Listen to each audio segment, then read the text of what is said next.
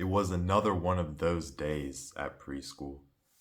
I started off dragging across the floor because I was holding onto my dad's leg because I just didn't want to go. As the preschool day went on, we ate our green eggs and ham for breakfast.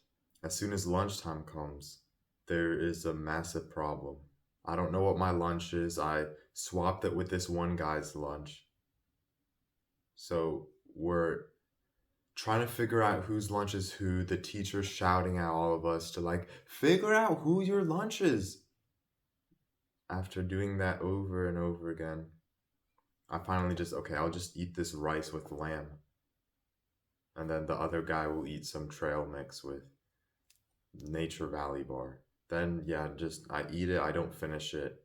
And then as I finish the day of preschool, my parent comes to pick me up, and I'm one of the last ones there. And I tell her about, oh yeah, this thing you made me, the rice with lamb, I didn't really like it. And then she was so confused, like, I, she never made me lamb with rice. That's when it hit me when I ate the wrong lunch. Now, it might not sound like a big deal, like, okay, yeah, just make the right lunch the next time, but my parents write a note for the teacher to see next class. The teacher that was shouting at us to figure out whose lunch is who. She writes a note for the teacher, and as she was writing it, I vividly remember right now, 10 years ago, me standing there just realizing that, like, next time I go to school, I'm gonna get yelled at. I already know I'm fudged up. Next class, I'm getting yelled at, shouting in my face, telling me that you should have got the right lunch. And then I'm crying in front of the whole class.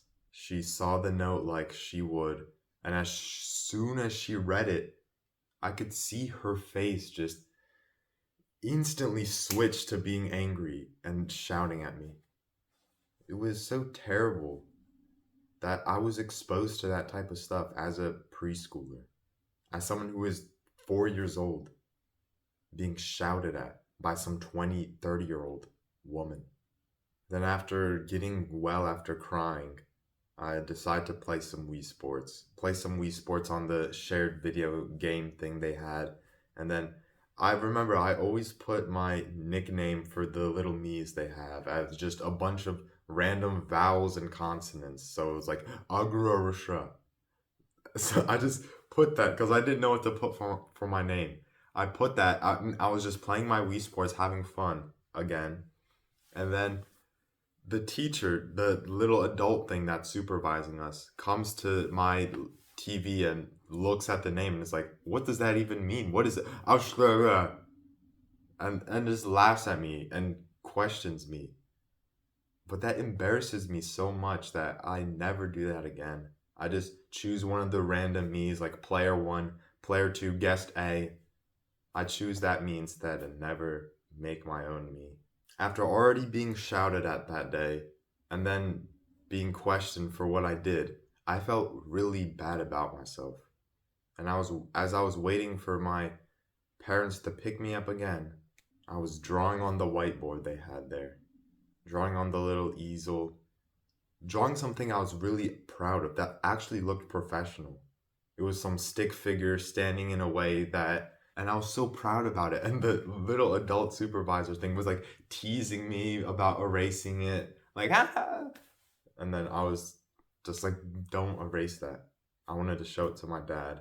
So after waiting for 30 minutes, my dad finally came. I showed him my drawing. He said it was cool. And then I went home that day, telling my mom that I don't want to go to preschool again because I don't like it. I'm sick. I don't want to go. I don't feel like going. But she didn't listen. I went to school the next day, probably getting shouted at for some random other reason, probably crying, having a terrible experiences. But it wasn't all negative. I did have some cool moments in preschool. And one of those cool moments was literally my first kiss. My first kiss was in preschool. It was nap time. We were all sleeping in our little cots. And then literally, like the most doubly riz, I go to the other cot next to me and then just let it happen. I don't even think about it. I just do it. And then I remember when nap time was finally over, when I was back at my crib, my actual crib, when the lights were all on, telling me, oh, I kissed someone on the lips. And then, like, it was like some normal, like an average Tuesday for me. It just felt so normal. I then that same day got some Kona ice, and then I ate some more green eggs and ham. So yeah, I was able to have some good and bad moments in preschool. But why am I even telling you this? Why am I just telling some random stories about my preschool days and how much of a thug I was? Why am I even telling you this? Because I was surrounded by a negative environment, and as a result I was crying, I was hating my teachers. But when I was surrounded in a good environment, let's say for nap time or eating green eggs and ham, I was good. I was happy. I had good moments. I was able to do amazing things. And which is why I believe the same thing applies even when you're not in preschool. Even if you're in kindergarten, even if you're like 15, 20, wherever you are in your life, your environment matters. Whether it's just some one negative thing that's buzzing in your life, like some annoying teacher, whether it's a good thing, like you're able to work alone by yourself and move freely with what you want to do. Because so many times I wanted to do some certain things in preschool, but I was like, no, you can't do that. No, no, no. And then I'd just get punished. Then I'd feel terrible. And then I didn't want to do anything. And then the same thing would happen at home when I would get punished at school. I would probably not have a good time at home too. So you need to realize your environment affects you a lot more than you think. Whether your room is completely messy, like I'm not even gonna lie. Look at my room, bro. You think I'm gonna have a great environment with all of this stuff around me? With all of my doing? With all of this stuff? Yeah, I'm gonna have a great environment. I'm gonna be so productive. No, not how it works. When you have a more cleaner environment, though, like how, like, okay, I have some space to work around here. It feels nice. I have this little cool thing, cool little area I made. I'm able to be more productive in those places, right? So the same thing applies with you and with anywhere you are in your life. Your environment matters so much more than you think. It's the factor that's going to make you cry, going to make you angry, going to make you happy, going to make you do amazing things. It will change your life if you have a better environment. I used to have my computer and work at a completely different other area of my home. And that home was completely dirty. Like you thought that was messy. It was like 3 times worse. And it was always cold in there. It was always hot. It felt terrible in there. And I was working there for years of my life. No wonder I wasn't able to do as much things as I wanted. No wonder I always played video games. Because I was in a terrible environment.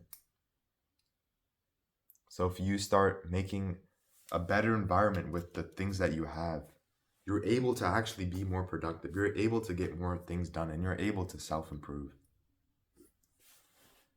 If you found this video at least somewhat helpful or interesting, consider joining my Discord community in the description. I'll be in there sometimes trying to give you more value on how you can change your environment, how you can do this and this. It'll be worth it. You can make a friend, talk to someone. If you found this video helpful, you found the right channel.